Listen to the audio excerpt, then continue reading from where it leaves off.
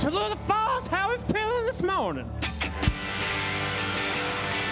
Thanks so much for being with us. We appreciate you letting us be with you. Let's have some fun today. The song's called Amelie.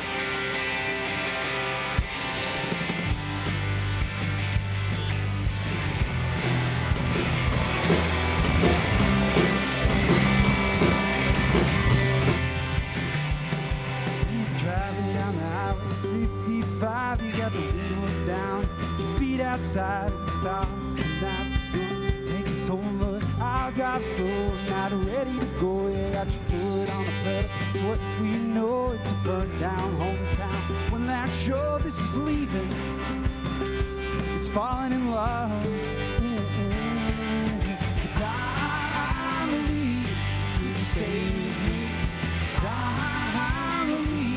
I never felt so free. It happens all the time, it happens all the time. I'm with you, it happens all the time.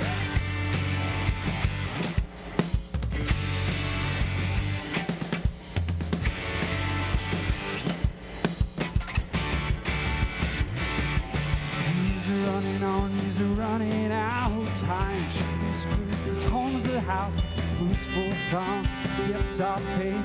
The devil knows what we'll trade. I got my foot on the pedal, it's what we know. It's a burnt down hometown. When they're sure this is leaving, it's falling in love. I believe you can stay with me. I believe I've never felt so free. It happens all the time, it happens all the time. I'm with you, it happens all the time.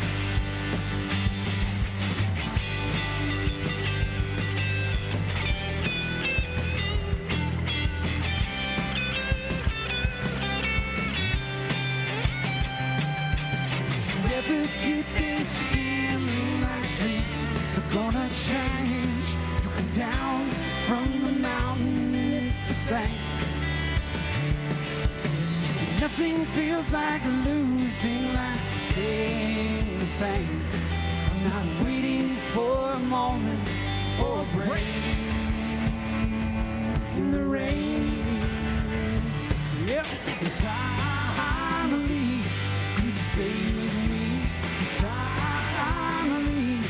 I've never felt so free. It happens all the time, it happens all the time. I'm with you. It happens all the time, it happens all the time, it happens all the time. I'm with you. It happens all the time.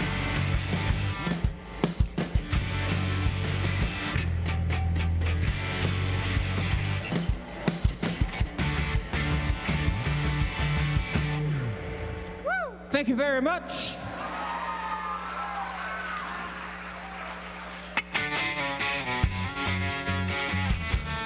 You guys ready to have a little fun? Yeah? Let's keep it up. The song's called Keeps On Raining. None of these sounds here can hurt me, no. None of the fears are real. None of the skies I picked up lately wanna heal. I'm singing songs in every wrong key. I'm singing words that never rhyme. Looking up there at the marquee. I'm running out of time, but it keeps on raining. It keeps on raining. Am I out of my mind? It keeps on raining. Even for once in my life, I want to cut out every line, but it keeps on raining. It keeps on raining. So I wrote a letter to the paper, yeah, that no one here will read. I sang a song into a bottle, threw it in the sea. And all of these people here are empty, Lord, just like you and me. Ah, your destiny is calling. I wish you'd let me be, 'cause it keeps on raining. It keeps on raining. Am I out of my mind? It keeps on raining.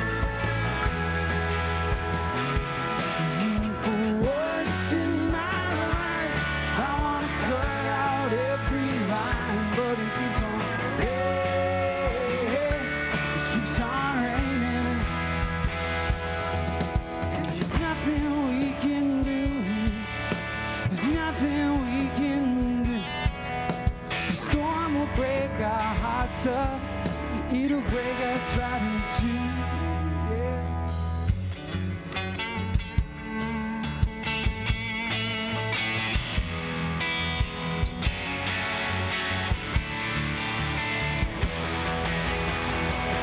It keeps on raining. Oh, it keeps on raining. Am I out of my mind? It keeps on raining. Oh, for once in my life, I wanna cut out every line. It keeps on raining. It just keeps on raining.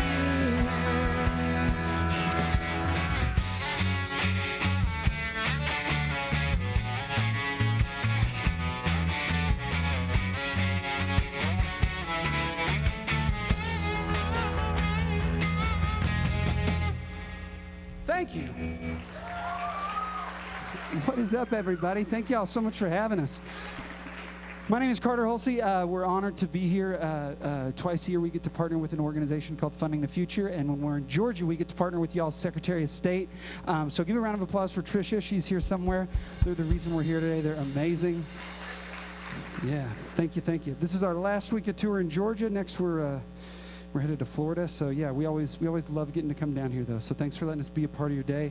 Y'all's school is amazing. We've had a wonderful time. Got fed lunch, tons of coffee. Yeah, you guys are great. So thank you. We're gonna play a couple more songs, but real quick, I want to introduce everybody up here on stage. I've been fortunate enough to play music with my best friend since I was y'all's age, so I just want to introduce everybody up here real quick, and you can give them a round of applause. On my right, your left, out of Fayetteville, Arkansas, on the bass guitar, please give a round of applause for Mr. Taylor McPhee.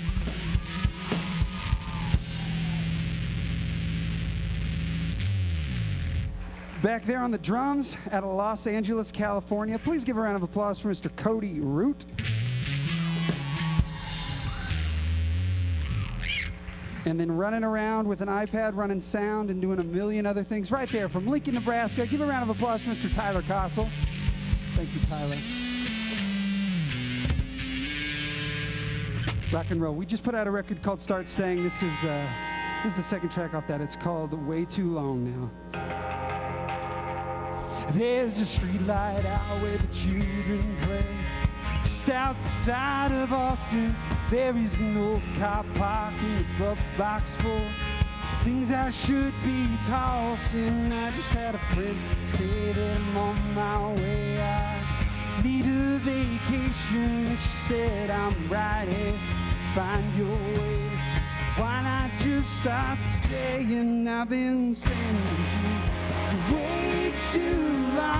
for way too long, now. I've been standing here for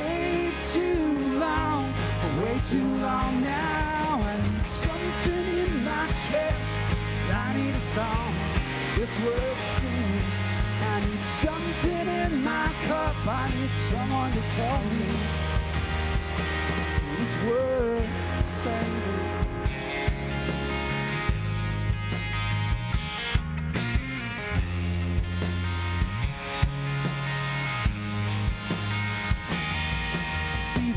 The fog hits as you doze off, and we're driving through Missouri. This is a place I love, place I've lost, but I won't be long for staying. I just had a friend call. We need to talk about things we ain't been saying.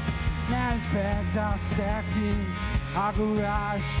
He needs some help with carrying, and I've been standing here for way too long, now. I've been standing here way too long now. I need something in my chest. I need a song that's worth singing.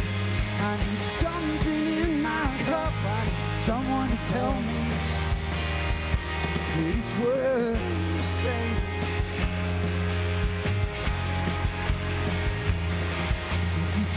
Ever see the moon sleeping in the trees? Can you close your eyes and know it's time to leave?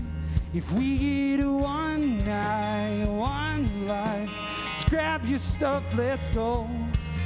You could figure out the rest somewhere along the road.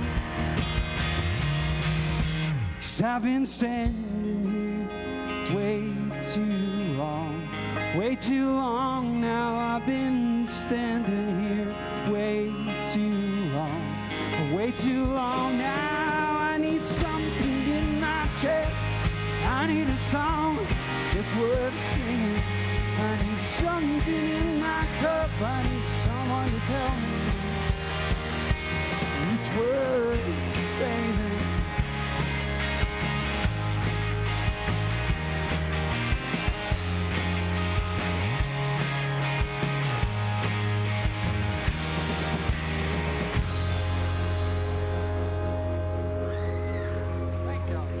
Thank you. You guys are great.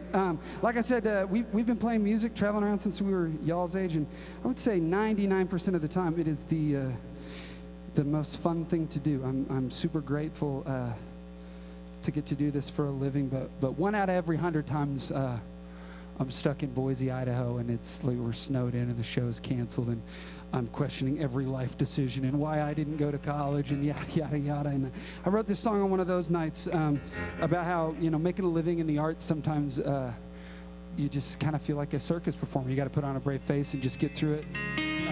So yeah, this is about one of those times. This is called A Ticket to the Show.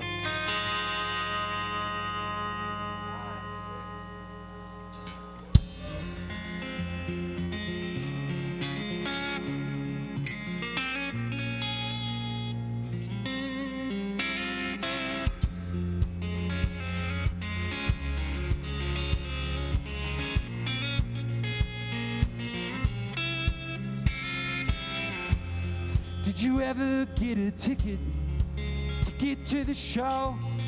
Did it ever make you nervous how far they might go? To stand the applause, to keep inside the light, and what they see when they go home at night. It's, can you pick up the phone? Can you fit through the line? Then don't you worry, my mom, alright? I think I'm just in my head, I'm gonna go back to bed. Yeah, don't you worry, my mom, alright? I'll just listen to your song, but tomorrow I'll be fine.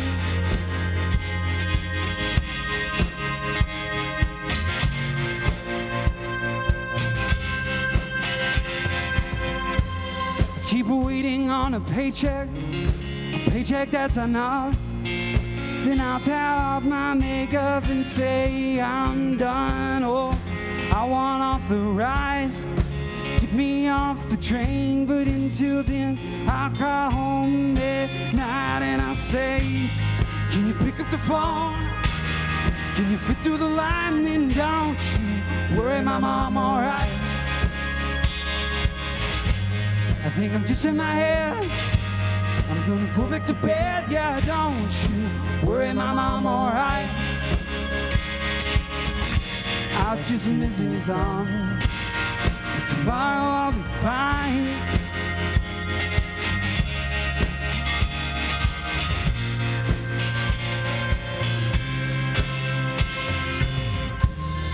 We're taking down the tightrope poles, the ones that go up to the stars.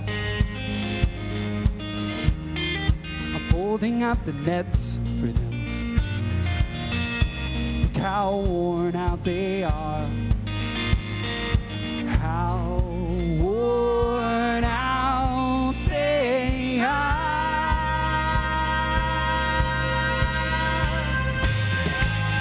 Can you pick up the phone? Yeah. Can you fit through the line? And don't you worry, my mom, alright? In my head, I'm gonna go back to bed. Yeah, don't you worry, my mom, alright? I was just missing your song, but tomorrow I'll be fine.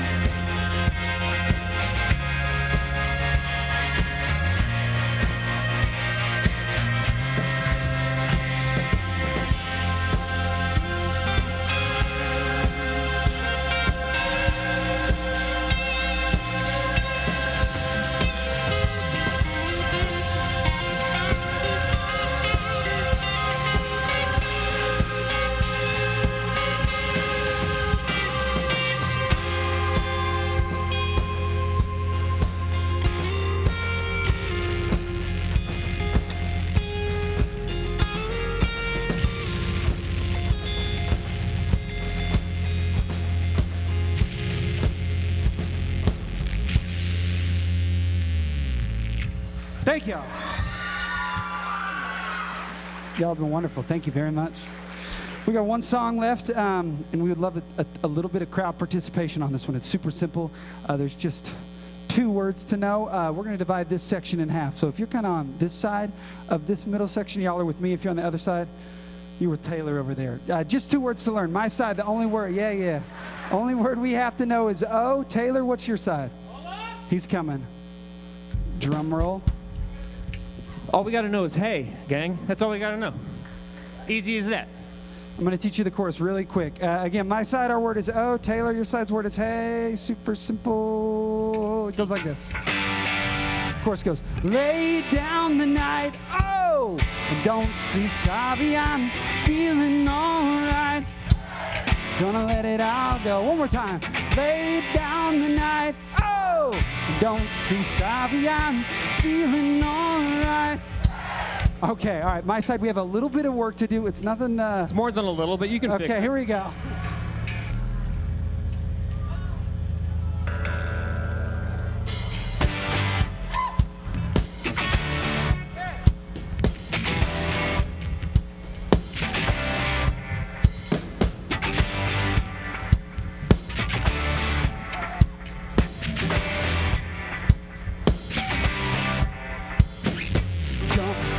I'm making your way into the big stack, I'm pulling away from the whole pack. We got something new.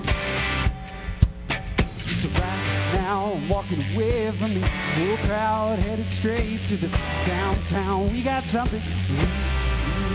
Here we go. Lay down the night, oh, don't say sorry, I'm feeling alright. We're gonna let it all go. Lay down the night. Don't say sorry, all your crying ain't gonna stop you. Boy, I'm really proud of my side. We caught up immediately. We're doing just fine over here. It's a backbreaker, grind it out for the retake, sticking around for the remake, 'cause what we've got is new. It's a big crime, a shout out to the old times. I double back for these friends of mine. We'll borrow, beg, and steal. Here it is. Lay down the night. Oh, I won't say sorry. I'm feeling alright. Hey, gonna let it all go. Lay down the night. Oh, I won't say sorry. No. Hey, how you're crying and gonna stop me.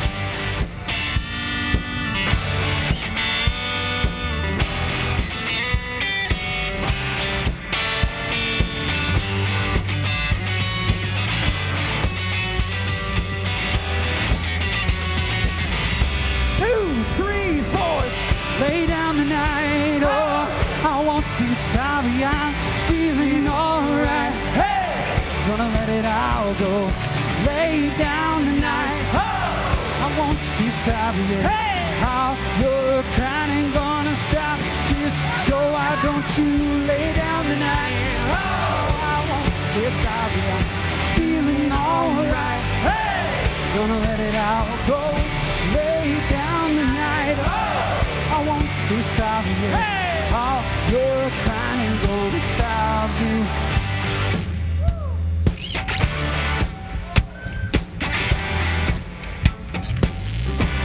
Give yourselves a round of applause. We're gonna play a quick video and I'll be right back.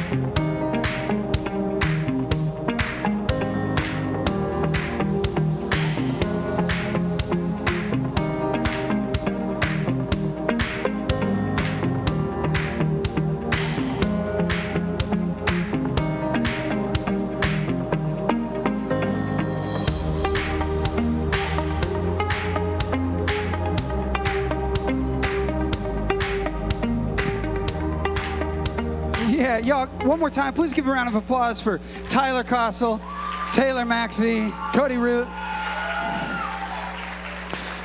Also, we've got some special guests joining us today. So Clayton City on the live stream, thanks for being here. Georgia Cyber Academy, welcome y'all. We're glad you're here. Yeah, it's cool. Y'all, again, my name's Carter Hulsey, and I mean it when I say I'm honored to be here. Like I said, twice a year, I get to partner with an organization called Funding the Future, and when we come to Georgia, we get to partner with y'all's Secretary of State, and we get to travel all across the country. We go from New York City to Los Angeles, California, and everywhere in between. We stop at high schools and middle schoolers, and we talk to young people about something called financial literacy. And I know what some of y'all are thinking.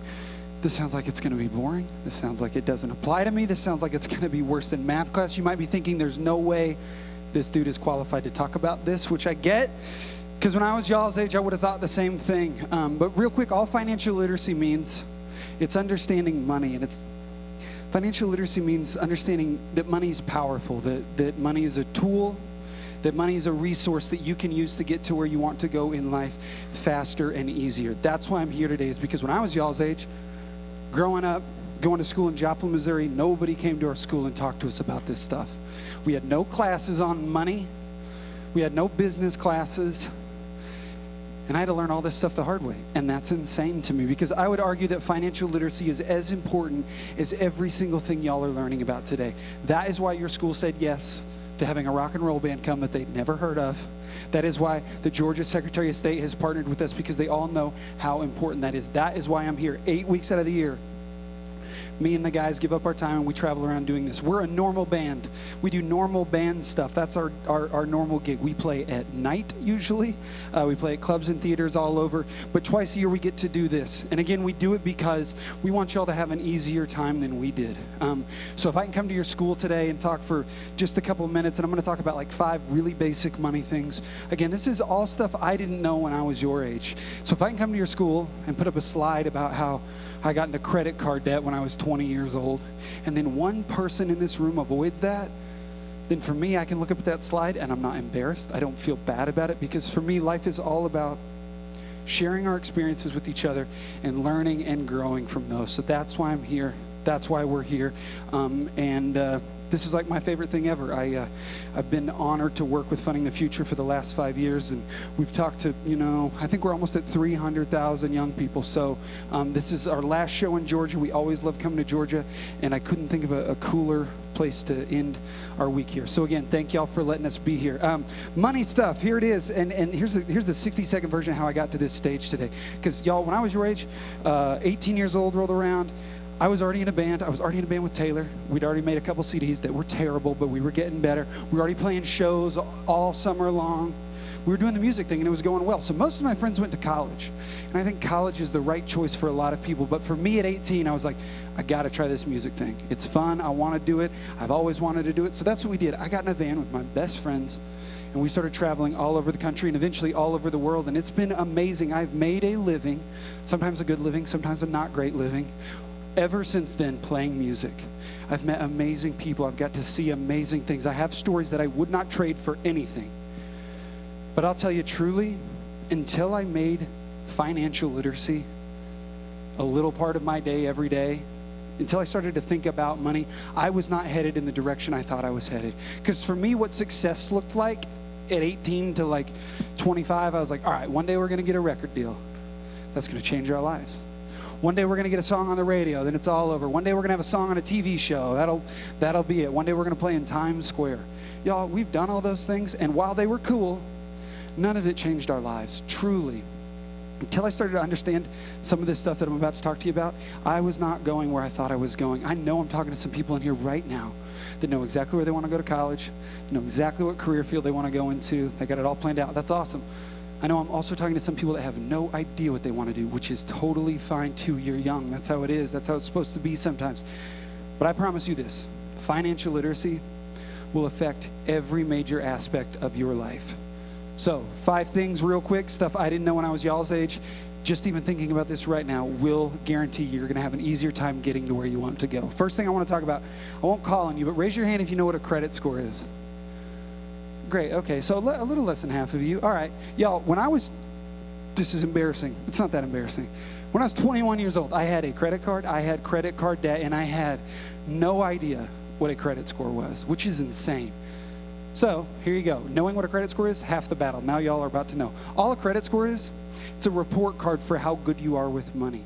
The reason a credit score is important is because the second you start getting a bill that has your name on it, for me, in high school, once I got my first cell phone and started to get a bill from AT&T with my name on it that I was responsible for paying, I was also issued a credit score. Everybody gets a credit score. You don't ask for one, it just happens. And when you start getting bills that have your name on it and you start paying those bills, those companies that you pay those bills to, they tell the credit score people whether or not you pay your bills. Based on that, your credit score goes up and down. It's a point system. Everybody gets one and it starts right in the middle, right around 560 points. The highest your credit score can go is 850 points. The lowest it can go is 300. Again, the reason credit score is important, you get one and it stays with you your whole life. The other reason, if you have a good credit score, you pay less for things. When you start getting bills that you're responsible for paying and you pay those bills in full on time, every single time your credit score slowly goes up. Things that hurt your credit score, obviously the opposite of that, not paying your bills on time, not paying your bills in full, and credit card debt. Y'all, credit card debt screwed up my credit score before I even knew what a credit score was. Here's one example of why a credit score matters. Let's say right after this show, we pack up, we head back to Nashville, and for whatever reason, let's say Taylor and I, the guy that was playing bass, the guy that made this giant confetti mess that we will clean up, do not worry. Let's say we get back to Nashville, and let's say Taylor and I both want to buy a car. We get out at this car lot, and we both are standing side by side looking at this car right here. Price tag in the window says $23,000. Now, I don't have 23 grand in my back pocket to just go buy a car right now. I'm assuming Taylor doesn't have $23 in his hat to go buy a car right now. So like most people, Taylor and I will call our local bank, and we'll take out a car loan from that bank. Here's what that looks like. Taylor calls his bank. He's like, hey, I'm down here at this car lot. I'm looking at this car. It's $23,000. I'd like to borrow the money from you. That banker says, that's great, Taylor. We're going to put you on hold real quick. First thing that banker does when they put Taylor on hold is they check his credit score. So let's say Taylor's good with money. Taylor has financial literacy. Taylor's not in credit card debt. Taylor pays his bills on time. So when they get back on the phone, they're like, Taylor, this is great news. Got a great credit score, 730 points. It's awesome. We're going to loan you the $23,000 to buy that car, and we're going to charge you 4% interest. Interest, that's another thing. When I was y'all's age, I was like, that sounds complicated. I'm not going to worry about it. It's not. All interest is, it's a little bit of money the bank's got to make to let you borrow the 23 grand. And that 4% interest on a $23,000 car is an extra $2,500. So what that looks like is Taylor gets this car loan. So now the car is $25,500. He pays that back a little bit every month over 5 years. That's what a car loan looks like with a good credit score. And that 4%, again, directly determined by Taylor's credit score. Let's say Taylor, though, he hands me the phone. I call the exact same bank. I talk to the exact same person. And it's me at 21 years old with no financial literacy, already in credit card debt. When they put me on hold, I have no idea why I'm on hold. And they're checking my credit score, and they come back on the phone. They're like, Carter, bad news. We just ran your credit. It's kind of low. It's like 599. What my credit score is telling that bank is it's going to be more difficult for them to get their money back from me than it was from Taylor. My credit score tells that bank, this guy's not going to pay on time. This guy is going to be late sometimes. This guy is not going to pay in full every time. This guy's going to be a bit of a problem. So the bank's still going to loan me the $23,000, but with the 599 credit score, they're going to charge me 15% interest.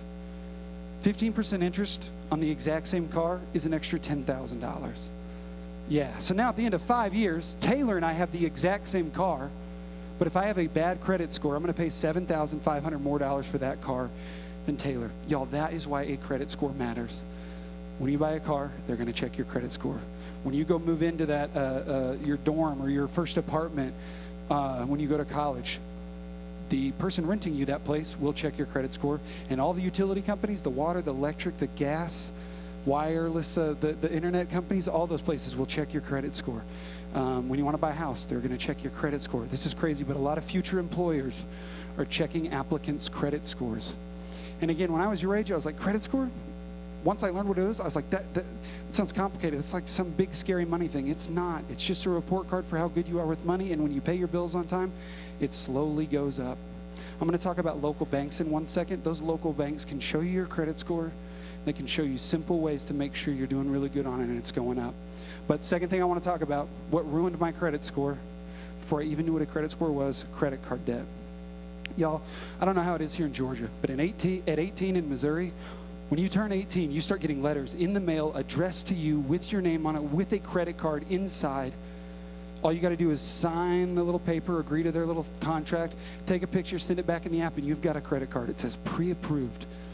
There's a reason, I showed that slide right before I came up here, that our country is $1 trillion in credit card debt. There is a reason credit card companies advertise so hard to young people. There is a reason when you all go to freshman orientation, first day of college, there's going to be pop-up tents all over campus with people trying to give you a free mini fridge or a Frisbee or a t-shirt if you'll just sign up for their credit card.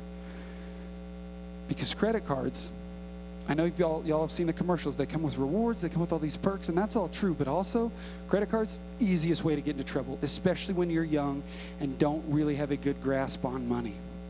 That's why they advertise to young people. Here's how credit card works. If you're like me and kind of know but kind of don't, sign up for this credit card, you get what's called a credit limit. Say you get a credit limit of $100. And let's say you're shopping online, you want to buy this pair of shoes, whatever, the pair of shoes costs $100. You're like, oh, this is great. My credit limit is $100. Type in your credit card information, company sends you the pair of shoes, and then that credit card company says, hey, Carter, in 30 days, we're going to send you a bill for that pair of shoes. And I'm like, all right, no problem. Because at 18 years old, I'm like, all right, I don't have $100 right now. That's why I use my credit card. But in 30 days, I will have $100, no problem. In my head, I'm like, 30 days? I could walk around my neighborhood and find $100 bills in the next 30 days. All good. And most of the time, I did have $100. I knew you were supposed to pay your credit card bill off every month. I knew that. But I also remember exactly where I was the first time I didn't pay my credit card off in full. I was at my buddy Scott's house. I owed Bank of America like $1,500, which I had, but it was going to be all the money in my account. And I scrolled down a little bit in the app, and they have this other button that says, make a minimum payment. I was like, what is this? Seems cool. Seems less than $1,500. Click on it. Making a minimum payment is credit card companies' entire business model. Because what it is let's say I owe them $100 for the pair of shoes, but I don't have it, or that would be all the money I had. So I scroll down, minimum payment's like, just pay us $20. Then next month we'll catch up. To me at 18, that sounds great. So I hit that minimum payment button. What happens the exact second I hit that minimum payment button and don't pay off my credit card in full? When I signed up all those papers, I agreed, if I don't pay this in full, you can start charging me interest. And credit card interest is way different than a local bank charging some interest to get a car loan. Credit card interest goes all the way up to 25%.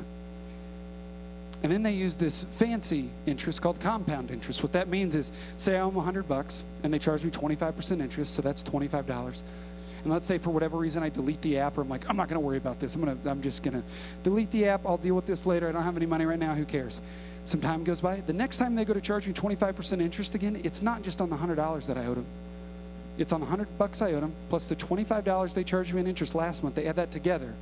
And now they charge me 25% interest on $125. Next month they add it all together and they do it again. Then the next month they add it all together and they do it again. That is how easy it is to get into credit card debt. Y'all, that is how I got into credit card debt. It's how everybody gets into credit card debt. And it stinks. One of my favorite writers down here in Atlanta, his name is John O'Brien. He says, being poor is expensive. And that is so true. I have been poor. And when you're poor, not only are you in credit card debt like I was, start paying late fees because you're missing some bills because you're trying to pick up this shift at work, but something falls through, or you get a flat tire and you can't make it. And stuff just feels like it stops going your way sometimes. That's how it felt for me. I was in credit card debt, overdrafting on my checking account, and I started to run out of options because what my life looked like back then, it was like all my friends are doing cool stuff. They're going to the movies on the weekends. I'm picking up extra shifts at work. They're going on summer trips. I'm having to stay home to mow an extra yard and then go to, trying to do all this stuff just to get out of credit card debt. And I did, and it took about a year. And people get out of credit card debt every day, but I'm here to tell y'all, if you can avoid it, if you can avoid getting into credit card debt, it will save you so much time and money. So much time and so much money. And the easiest way to do that, and if you listen to anything I'm going to say today, make it this thing right here. Third thing I want to talk about, as soon as you can, go to a local bank here or a local credit union and open a checking and a savings account. Checking accounts rule because checking accounts come with debit cards. I know y'all know how a debit card works, but when I got out of credit card debt and I put my credit card away and I started to just use a debit card, my life changed. Because a debit card only lets you spend the money you have in your account. If I have $99 in my checking account, and I see that same $100 pair of shoes and I swipe my debit card, my card will get declined. And it's embarrassing. And I've had it happen. But the good thing is, I will not have spent money I didn't have. If I spend $100 with a credit card and don't have it, that is me messing with somebody else's money. And I'm here to tell y'all, those credit card companies, they get their money back and they make it painful. A debit card is a really great way for you to start seeing your relationship with money. What my life looked like once I started to just use a debit card, we'd go play a show, get paid, usually. I'd put that money in my checking account. Then we head to the next show, and let's say we'd stop for food. I'd use my debit card. And maybe we'd need to stop at the music store for some guitar strings or drumsticks, whatever. I'd use my debit card. I'd see that money go out. Then we'd play another show. I'd put that money in the checking account. Then maybe we'd need a hotel. I'd use my debit card. I started to slowly see my money go in and out. I started to see my relationship with money. And then I started to do stuff which doesn't sound cool, but I'd take a little bit of time every week and I'd be like, let me make a little budget before we leave for this tour. How many hotels do I think we're going to stay in? How much do I think we're going to spend on gas? Let me text Taylor and see how much he needs to make if he's going to leave town for a week. Let me text Cody and Tyler, see how much they need to make. Let me ask my wife how much money I should probably be coming home with. I started to do stuff like that. I started to make budgets. I started to really think about money, and my life changed. And it made the art part of it made the show part, it made the hanging out with my best friends part better, because I wasn't also worried about money. I wasn't worried about what company was going to call my phone and say, hey, you owe us some money. I stopped having to worry about that stuff.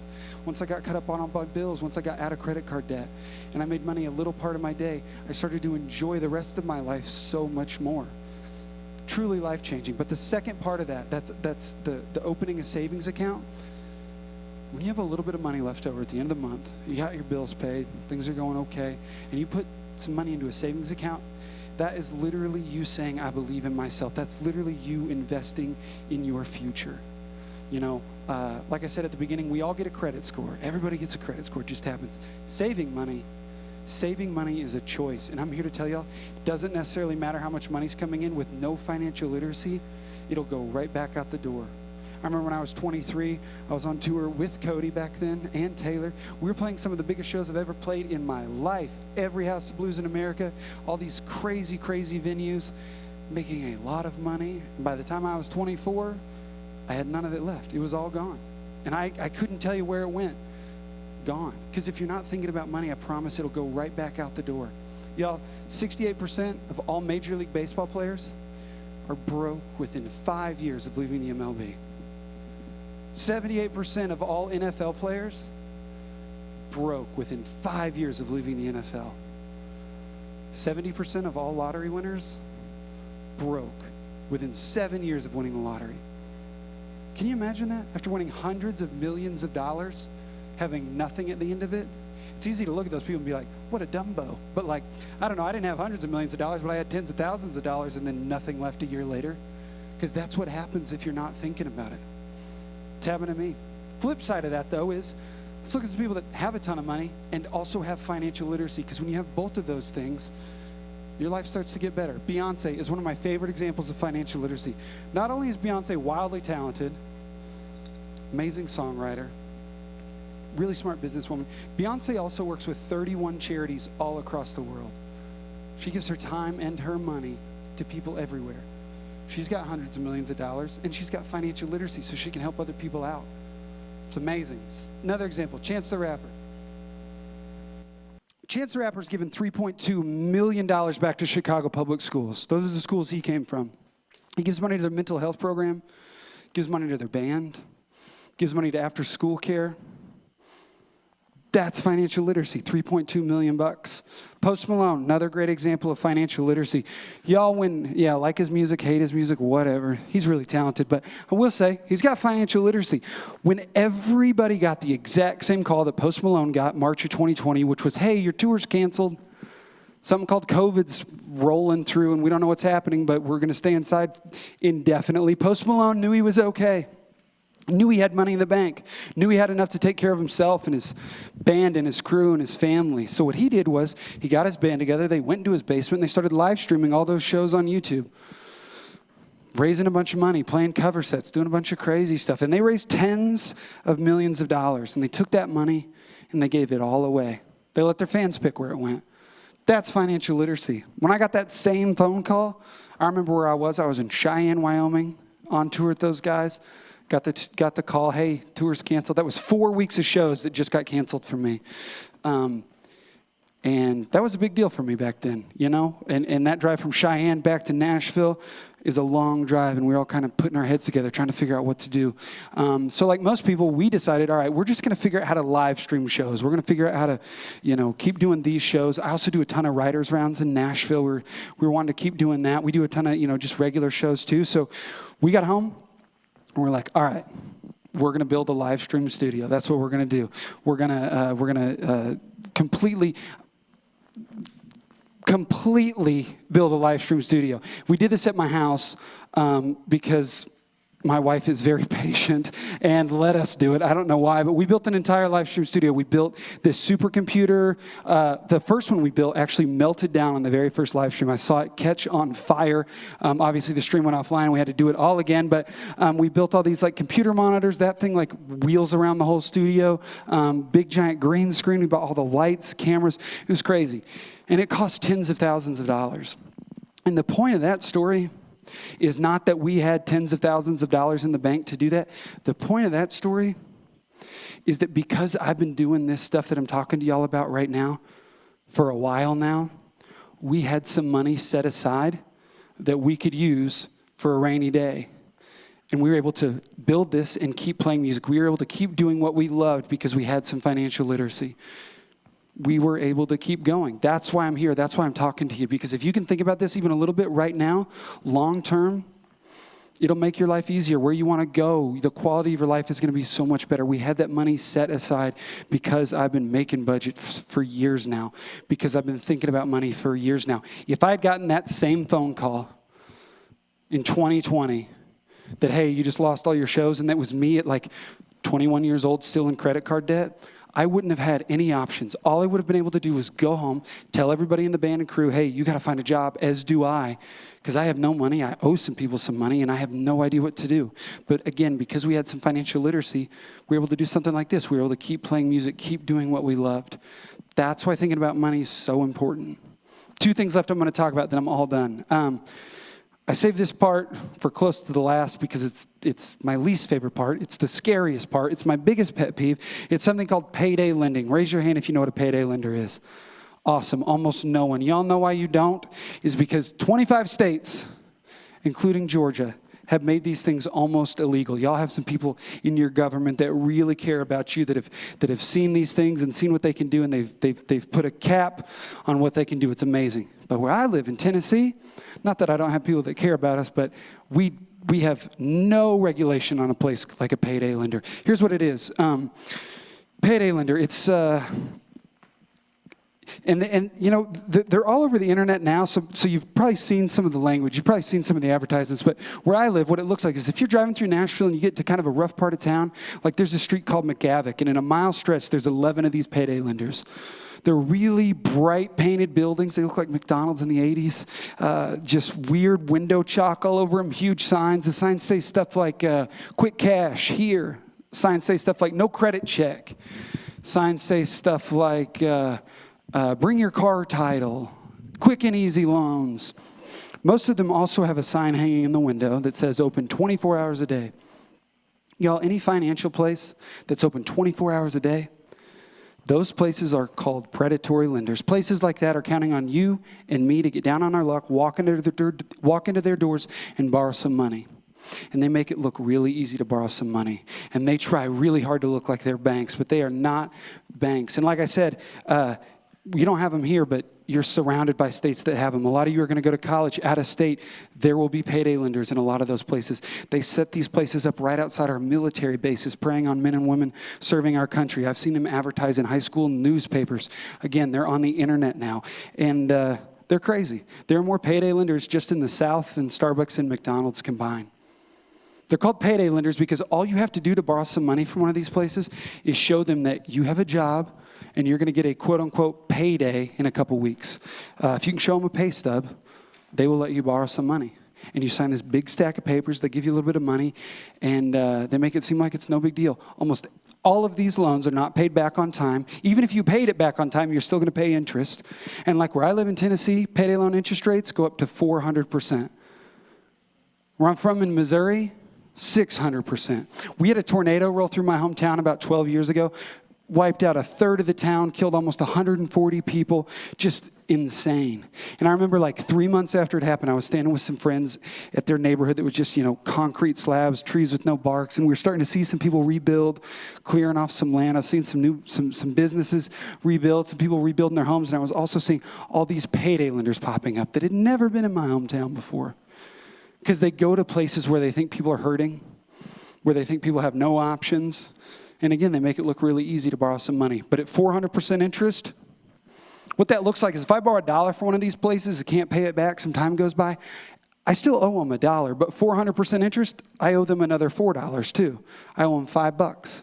I had a buddy take out one of these payday loans in Tennessee, took out about a $1,000 loan, and came to me one day, and he was just like, hey, Carter, you teach that like financial literacy thing, right? I was like, yeah. He's like, I need to show you something. I think I'm in trouble.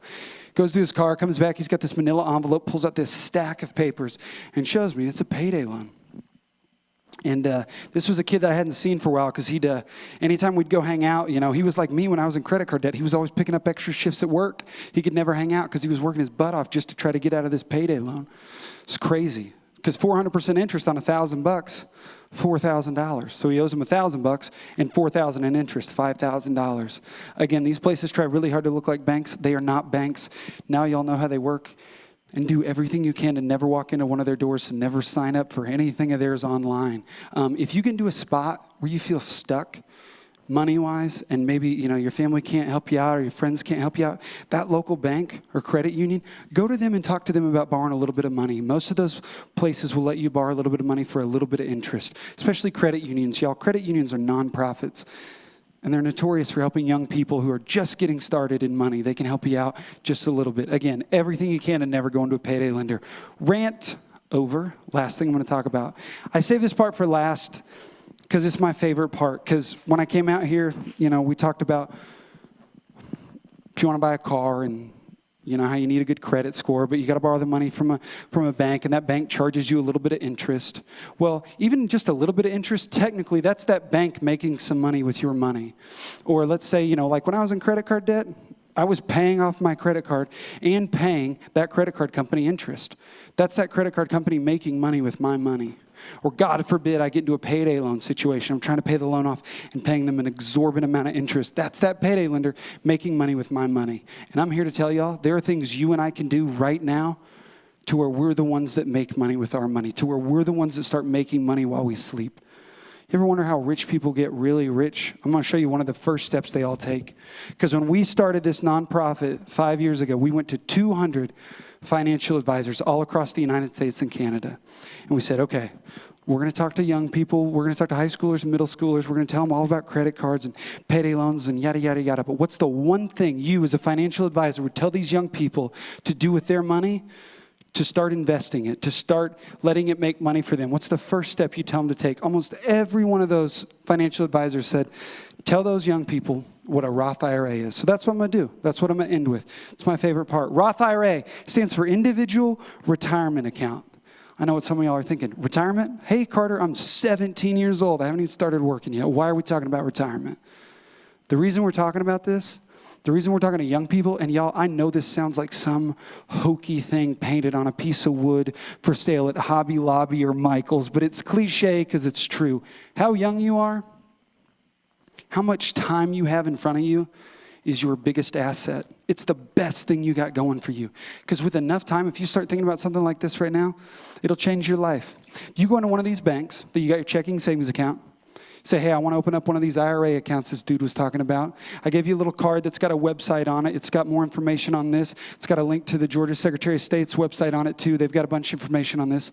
But you can go to that local bank, say, I want to open one of these accounts. And there are people at this bank where all they do all day, their only job is to figure out how to make your money make more money. what you do is, let's say you put $100 into one of these accounts. They take that $100, they take $1 and they put it into 100 different companies. Companies that over long periods of time have always done well over a period of time. They diversify it. They invest it into some different stuff. And over time, these accounts always grow at a minimum of 6% interest. I know what you're thinking. 6%? That doesn't sound like anything. I put $100 in, 6%, that's $6. That's nothing. The cool thing about these accounts, they use compound interest too, just like the credit card companies. Only this time, you're the ones that benefit. You put in $100, they pay you 6% interest. The next time they go to pay you 6% interest, it's on the $100 you put in plus the $6 they paid you in interest last month. They pay you 6% on $106. Then the next month, they do it again. With enough time, like I said, life-changing. If you at 18 years old open up one of these accounts and start putting $50 a week in, and you do that from 18 until you're 65, that means you'll have put $122,000 of your own money in. 18 to 65, $50 a week, $122,000. And then at 65, when you go back to that bank and you knock on their door, and you're like, all right, I'm ready to cash out. This thing was supposed to grow at 6%. Didn't sound like much. I put $100,000 in here. How'd we do? That banker is going to hand you $652,000. Because your $100,000 with enough time at 6% interest grew to over $500,000. But here's why age is so important. Here's why we're talking to young people. Let's say you're like me at 18. You're like, this sounds like old people stuff. I'm going to wait. I'm going to wait 6 years. Then I'll start putting $50 a week in. Then at 24, you start putting $50 a week in. Well, that $650,000 goes down to $445,000. Or let's say you're like, I'm going to start doing this when I'm 30. I got other stuff I need to spend $50 a week on right now. I'll start doing this when I'm 30. That $650 goes down to $300,000, more than cut in half. Again, that's why I'm here. That's why time's so important. That's why, truly, if y'all can start thinking about this and just money in general right now, it'll change your life. If you can start thinking about money as more than, I go to work, I work X amount of hours for X amount of dollars an hour, and I take that money and I spend it on rent, food, clothing, whatever. If you can start thinking about money as something you can use to get to where you want to go, if you can start thinking about money as like, maybe I don't need the new iPhone every year when it comes out. Maybe I don't need the newest, nicest everything. Maybe I don't need to try to keep up with what I feel like everybody else is doing and buying and going. Maybe I can put a little money aside, put a little money in my savings account. Start thinking about how money can long-term help you out. Again, even just a little bit right now, I promise, where you want to go in life, you will get there faster and easier. Give yourselves a round of applause for listening to me talk about money for 20 minutes. Y'all are awesome. Thank you. We got just a little bit of time left. I'm going to bring the band back out here, so give them a round of applause. Taylor, Cody. Oh, here they are. Hey, so I think we left y'all with some cards that have some more information on all this. We're going to leave some posters, too, for anybody that wants one. We'll give those to your teachers. But real quick, I want to take just a couple minutes. We don't always have time for this, but I love doing it when we do, which I just want to give a couple minutes. If anybody's got a question about something I just talked about, or about money, or about music, let's take, just a couple minutes, and we want to answer those real quick. So if you got a question, also while we do this, if y'all want to follow us on Spotify or Instagram or YouTube, whatever, Tyler, who's running sound somewhere, he's going to pick 5 people randomly that follow us on one of those things, and after this Q&A, we're going to give y'all a T-shirt. So stick around for that. So Tyler will pick 5 random people that follow us on Instagram, Spotify, or YouTube. So raise your hand. Who's got a question about money or music or anything we just talked about? Front row, right there. When did we get our first record deal? Taylor, how old were you when Never Shout got signed? Well, I think I got my first record deal in 2010. I think I was, right around 20, 21, something like that. What about you? Taylor, this story is amazing, and Taylor's not telling it, but I will.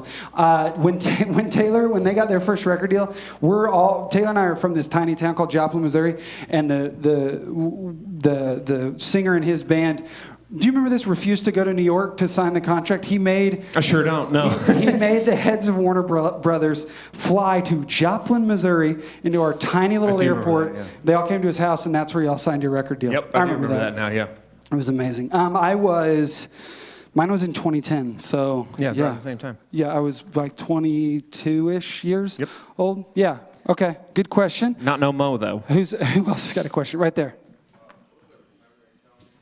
Yep. So the question is, what was that retirement account called? It's a Roth IRA, and we've got those little cards that y'all will get. On the back of it, there's a website that has that information. It has a summary of everything I just talked about. And then also, if you message me on any of those, I'll send you a link to it. But yeah, it's called a Roth IRA, and there's some info on those cards that'll show you exactly how to do that. Yes, sir. All right. Who else? Taylor, you pick I got one right there. Yeah, right there. Yep. Great question. You know this better than I do. I know that there are penalties sometimes with stuff, but... Yep, absolutely. The question is, are there any consequences for taking out money from a Roth IRA? One of the reasons these accounts are cool, and there's different types of retirement accounts. The Roth is the one I'm talking about. Cool thing about it is if you put money in and only put money in until you're 65, don't take any out. At the end, when you take that out, no taxes. You've already paid your taxes on it. You get all that money. That's why it's cool. Now, if I were to take money out of that early, I pay taxes on it, and I don't get all that money back. So Roth IRA is a good example of once you got your checking account, you know you're going to be able to pay your bills, got a little money in the savings account, putting money into a Roth IRA is going to be money that you're not going to need to worry about until you're 65. You can take it out, but there are penalties. That was an awesome question. No one asks that. Good question. I love it. Thank you. Anybody else got a question? Sometimes teachers have really good questions too. Right there in the back. Yeah, what's up, my man? Ooh, that's a great question. The question is, what are y'all's thoughts on student loans? Take this with a grain of salt, because I didn't go to college. My thoughts on student loans are,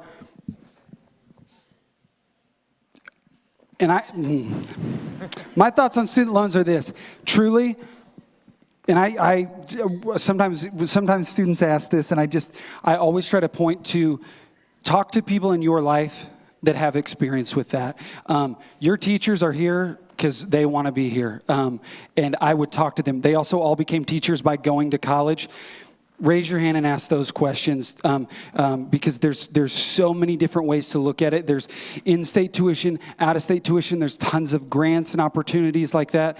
There's stuff you could be taking dual credit classes right now, AP classes. I'm sure you guys have those options. I don't know if you take the SAT here or the ACT.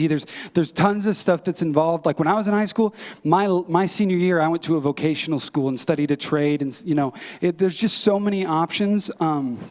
I also love community college. Like, that's what I'm encouraging my daughter to think about. I mean, she's pretty young, but is you can go there for really cheap, get a bunch of it out of the way while you figure out what you want to do. So, yeah, great question. And I'm going to say talk to some people here that you know and trust that have more experience with that. That's a good question. Thank you. All right. We got time for just a couple more. These have been amazing questions. Mm-hmm. Who else has got it? Who else? Yeah, I can't see. Is that it? I'm fine if that's it. We got just a couple minutes. We'll play one more song. Let's get Tyler. Where's Tyler? Did you find anybody that won a T-shirt? While Tyler comes out, y'all, I don't know where Tricia went, but y'all Secretary of State, Tricia's somewhere. Oh, everybody turn around and wave to Tricia right up there. Yes. Thank you for making this happen today. Her office with Brad Raffensperger, y'all, they have done amazing work for young people all over Georgia. So thank you for being here. We're going to get Tyler out here. I said we're going to play a song, and everybody that plays music with me left. So does anybody know how to play the drums? Just kidding. Where'd everybody go? Tyler. I got two. The internet's not working. Ooh, our internet's not working, so we only have two, but we will pick another three while we play this song. So don't come up here right now. And again, we're going to pick another three, but see Tyler after this if you are Kelly Bly. Way to go, Kelly. I'm sure I'm mispronouncing your name, so I apologize. Adriana? Ooh, I don't know why these names, I don't know why they're so controversial, but Adriana.A16, that's the handle. See Tyler afterwards. We're going to pick three more. The band is back. Let me find a guitar. Please hold.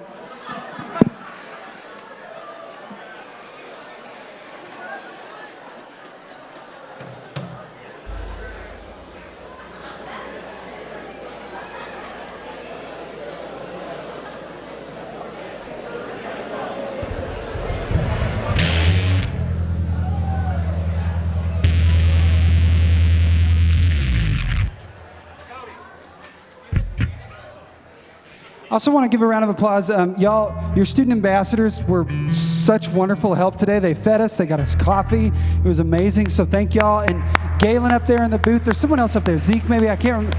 Thank you all for making this live stream happen. Georgia Cyber Academy, thank you all. Yeah, we've had a blast. This is, yeah, we're gonna play one more and then I'll get Jeremy up here to dismiss y'all. But again, thanks for letting us be a part of your day. This song's called L Train. It's just kind of about traveling around and yeah, if you, let's see, Tyler, you good? Taylor, you good? Hold on, I'm almost good. Cody, you good? You see my, Are you guys good? Cool. All right, if you guys have phones, do the flashlight thing. Let's see if we can get it. I'm gonna see if Tyler can do a cool video of that. If you don't, that's fine. Here we go. This song is called L Train. Here we go.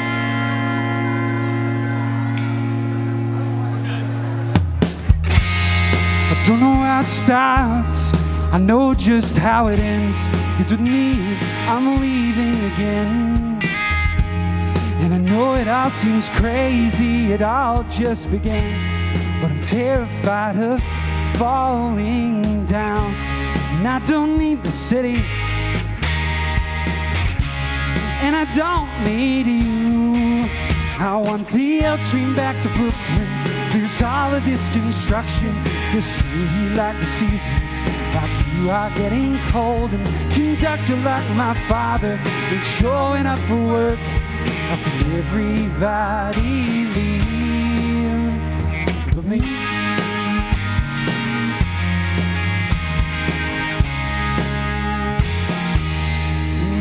Yeah, there are boxes in the kitchen, and I got laundry to fold. Look at me packing my things again. I'd rather walk down to the Hudson, yeah, that's where we go. Look at me, we can both let go.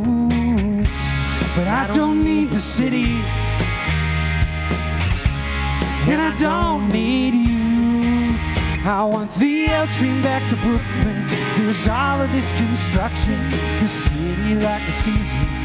Like you are getting cold. The conductor like my father ain't showing up for work. How can everybody leave? Oh, why does everybody leave but me?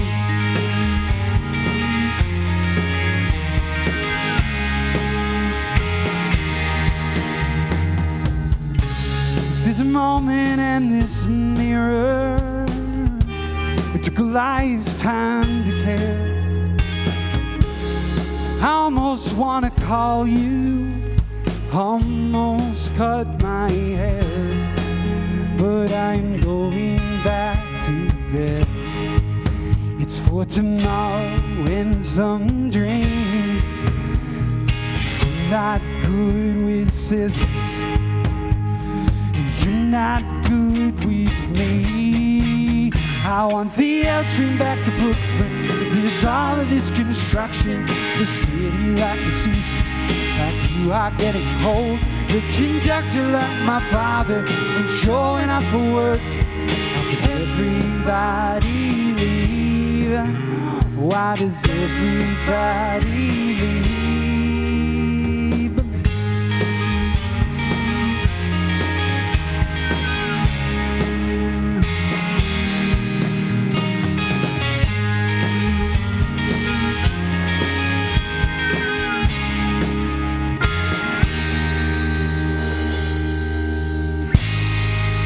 Thank you all very much. Give yourselves a round of applause. Jeremy's going to come up here and dismiss y'all. Thank you, thank you, thank you.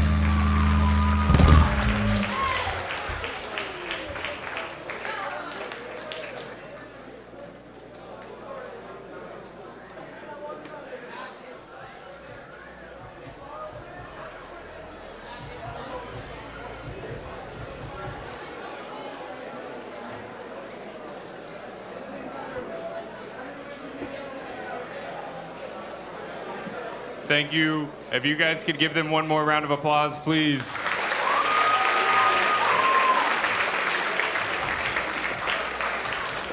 All right, we're going to dismiss you guys in order, and then you guys are going to be able to grab your bags and go. So if this side can go, make sure you grab one of the cards on the way out, please.